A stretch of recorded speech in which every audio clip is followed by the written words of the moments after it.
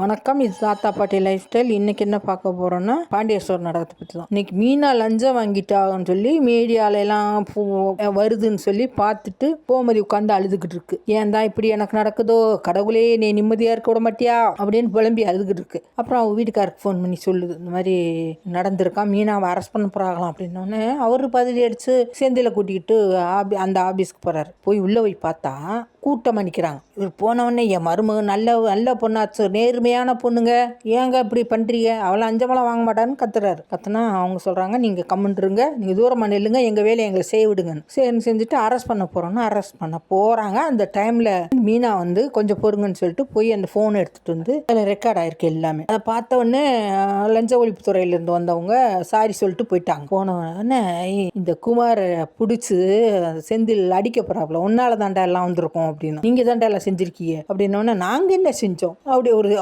அந்த ஒரு வில்லனுங்களாமா. மூஞ்சி அப்படி ஒரு மாதிரி வச்சுக்கிட்டு அப்படி சச்சுக்கிட்டு பாக்குறாரு அவங்க அப்பா. அப்புறம் அவங்கள போயிடுறாங்க. போன பிறகு மீனாட்டை கூப்பிட்டு கேட்கும்போது சொல்றாப்புல, என்னைய குமார் மிரட்டினாமாமா, எப்படின்னா நான் வேலைக்கு வரும்போது என்னை வழிமறைச்சு இன்னைக்கோட வேலை காலி, நீ முடிய போகுது எல்லாமே, இன்னைக்கு மட்டும்தான் நீ வேலைக்கு போற, அப்புறம்லாம் போக முடியாது அப்படி இப்படின்னு எல்லாம் வந்து சொன்னான். அப்போ நான் உஷாராயிட்டேன், இவனுங்க ஏதோ பண்ண போறானுங்க. முட்டாள்தனமான ஒரு வேலை செய்யறாப்புல அந்த குமார். அவன் புத்திசாலியா இல்ல, அவங்க அப்பாவும் வில்லனா இருக்காரு, ஓரளவு புத்திசாலித்தனமா செய்யறாரு. ஆனா மகனுக்கு திணை கூட புத்திசாலித்தனமும் கிடையாது, முட்டாள் மாதிரியே இருக்காப்புல.